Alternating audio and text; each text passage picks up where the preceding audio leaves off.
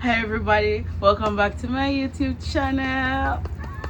My name is Shyion. If you are new here, this is my channel Life with Shyionniee, where I talk about everything faith and lifestyle, and I have a very special guest today. If you have been following me, we have been here before under very different circumstances. So we're back now, and from the title of the video, we want to talk about overcoming postpartum depression. So this is my friend Stephanie, my beautiful friend of almost next month 4 years. Yes, Mother's Day is when I met her for the first time. So May 2022. We're growing up? Yes, and it has been a beautiful friendship. It has been soul filling for me. She's a wonderful friend, she's a fantastic wife, and she's a wonderful mother. And that mother part, it did not come easy, and that's what we want to talk about. Follow Stephanie. So we're gonna split this video in two parts. I'm gonna put part one on my video Life with Shyionniee. I'm gonna put part two on Stephanie's channel, Priceless Moments with Steph. So follow Steph, like, subscribe, comment on her videos, and after you watch part one here, you have to go over to her channel to watch part two. Okay, if you want to hear more about that, keep watching. So the first time we were here, we had just turned friends at that time, and then we had recorded a video about that girl Christian edition, right? Yes, you can go back and watch that one. I'll put the clip here. So same over Stephanie's house, everything. We're back over Stephanie's house again.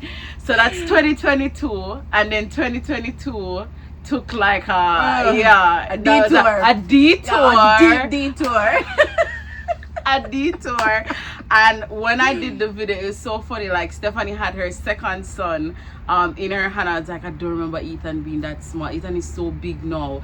Well, she has another baby that age now. That's so funny. She has another baby that age now, and that one was an interesting journey. So let's talk about it. So I want to talk about postpartum depression, and it's just bear with us as we go through it together, because we're just trying to navigate and express our thoughts. And I want this video to be a video of we have been there too, and by the grace of God, by the faith and the power of Jesus Christ, he has brought us through it. And if you are gonna go through that, if you are going through it, if you have been through it, we want this to serve as a source of encouragement. Yes, so we are just going to talk about it. Okay. So Stephanie found out in 2022 that she was going to have another baby, that baby was completely unexpected, and the whole journey and birth led her to having postpartum depression. Personally, I have had blues, the baby blues, being sad, crying, the whole hormonal stuff. I'm just very sad. I have cried a lot and whatever, but I was not depressed. I didn't get to the point of depression, but Stephanie endured that. So I want her to share her story and how God brought her through that, so it can be of encouragement to somebody else. Yes, so walk us through it, Stephanie. Finding out about Naeem, and then how that progressed, and what okay, let's start with it. Finding out about Naeem. So it's 2022. You remember, let's start with the pregnancy test. Yes. No, okay, let's start with the pregnancy test. You remember when I took the test? First of all, my sister was here with me at the time, and I remember just feeling just icky. I'm not expecting that it was another baby, because we were already we had gone through so much in our marriage, and we're going through at that time. So definitely having another baby was not in the cards at that time. But then I remember just feeling in one of our disagreements, just feeling icky and just sick and gassy and bloated and the whole nine. And then I went and I took the test, and the 2 little stick then come up upon a test. I thought it was a COVID test. No, because I sent the picture to you, and you were like... To my young mind, though, because at this time, I have never been pregnant before, and I had never... the only pregnancy test I knew was at the clear blue regular one with the name, and all of that. So that little specific one I didn't know. So I'm like, Stephanie, you have COVID? Like, hold on, do I need to get tested? And it was like, no, you need to get tested. no, because we were together. Like, we went out like the Sunday, and then like the Monday, send me a COVID test. So I'm like, guys, it was not a COVID test. But no, it was not a COVID test. It was one of those that I had from working in the lab at the time. One of those little ones. It resembled a COVID test. Yeah. But then that's where I found out that I was pregnant. And that talk about like how that like completely like flipped your world upside down, because a lot of times when we talk about pregnancy and bringing a child, especially in the context of marriage and church, the only reaction that people say we're supposed to have towards that is happiness. Right? And that was not the case. Absolutely not. Like I said, we were going through some personal challenges in our marriage at the time, and with one of our sons. And so that in and of itself was a very difficult situation to navigate. And then just to come into the realization that I was pregnant, not only was I pregnant, I took a birth control, but the boy would be determined for there. So for weeks, it was just, we were not in a good place.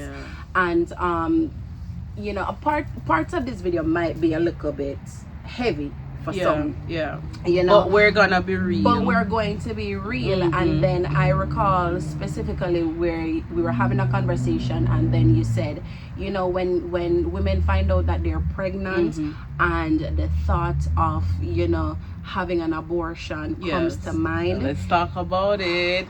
Because it will come to your mind. It will come to your mind. We need to have honest conversation in the church, because it's always like, you're so blessed, but what if I don't want it? What if that's not what I want? Blessed? Yes. What if I don't feel blessed? Yes. You know what I mean? Yes. And I understand that might have been like an immature part of self that wasn't yet evolved. You know, that Christ was just trying had to a bigger stress purpose in the whole thing. Yes. Right. And so so the thought definitely came to mind. It was just some heavy stuff, and it was a lot of wrestling, and I'm like, no, like that's not an option. You know, even though the thought came to mind, like we stood our ground, and we're just like, that's not an option. That is not what God wants for us. You know, and then just bring it into the physical, like these things have long-term consequences on women's, you know, mentality and stuff like that. Because we don't talk about the aftermath of really like having abortion. It's traumatic. It's traumatic. It absolutely is. And I heard it from two young women who had gone through it. It was their decision to go through it, and then just how they were feeling afterwards. It was just not something that they wanted to do. It's not something that they should have done. You know, so I just want to insert here that, like, you are not condemned. We are not here to condemn anybody. Absolutely not. The only reason why we have not had abortions is by the grace of God. Because we've not like been, because I sometimes you hear some of the situations, it's like, oh my gosh.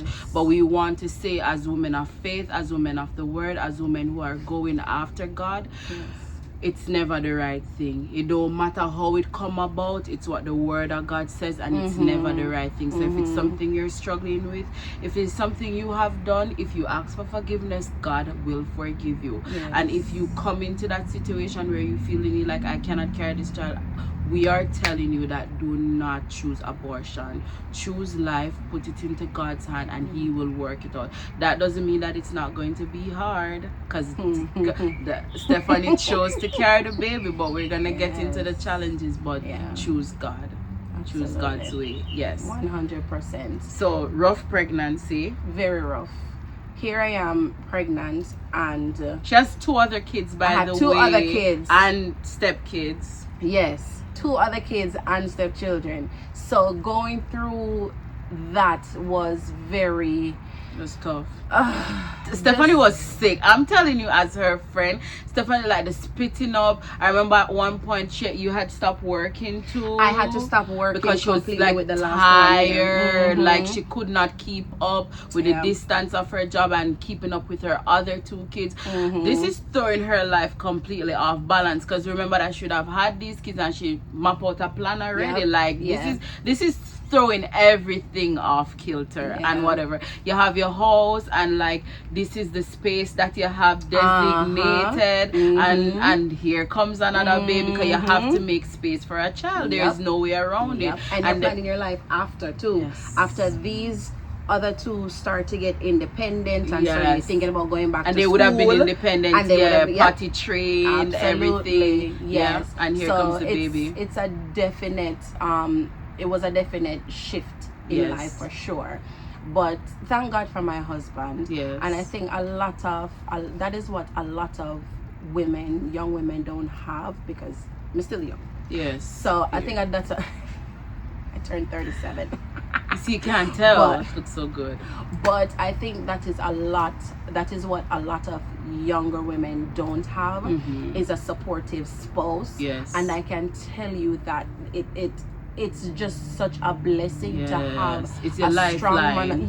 I think that's why I didn't get depressed. One, I had babies under different circumstances. One, and this second one did throw me for a loop. She was not expected, but because of the support of Robert, I talk about that in my video. And I have another video idea for us to do.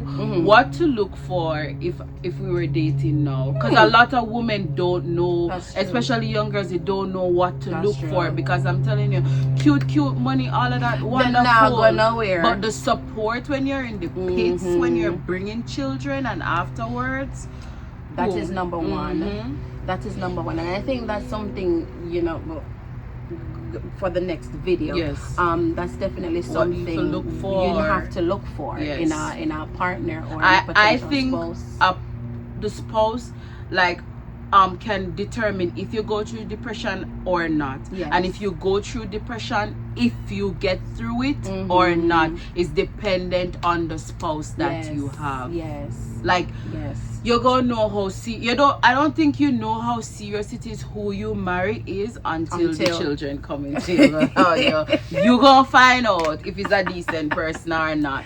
As a woman, because I don't know if it happened to you too, Stephanie, there's just something where that's all you want. You just want your husband. Mother, father, sister, people from church, everybody can come. You just want your spouse. Mine was so bad, like I didn't even want Robert to go to work when I had Liam. Like that's how much it is very important who you settle down with. So rough pregnancy and all of that. You had 2 C-sections with your previous children, so now you have to have another C-section. No, I have to have another C-section. Okay. And I think after that is when things started getting really interesting, because interesting is there's just so many facets to it, and we can go all day on this topic, because afterwards, after having, first of all, the last C-section was a lot rougher than the first. Let's talk about keep opening up the cut. It's the same cut, same area, and for some women they heal differently than some. Me, I had really good doctors, thank God for that. But my skin type, what started to happen with my second C-section was that I started developing keloids. I started developing keloids, and then for the third C-section, they had to like clean all of that. They had inside and out, so the recovery, and then I had the tube situation, right. And so this last C-section was it was the one. Stephanie was the perfect person to talk about this with, because me and my friend did depressed when I literally came over here one day and the baby, is just lying down there, and Stephanie's literally sitting down like this. Now you see her disposition, like this is her, like happy, laughing, everything funny to Stephanie. Like no, and I said like God is so good, because here we are to like talk about it now. But I remember, I'll never forget that I never had kids or anything before, but I knew that day that something is not okay with Stephanie. And I came over here, she's literally just sitting down, and the baby is just like lying down there, like when I say like it's like almost like Stephanie was like in another zone, in another place, because of the, I guess, the magnitude. Yes. And so like just despondent and down. Tell them about like that particular situation when you felt overwhelmed, when you ended up with the three of them that day, and you were like, yeah, I don't think I can do this.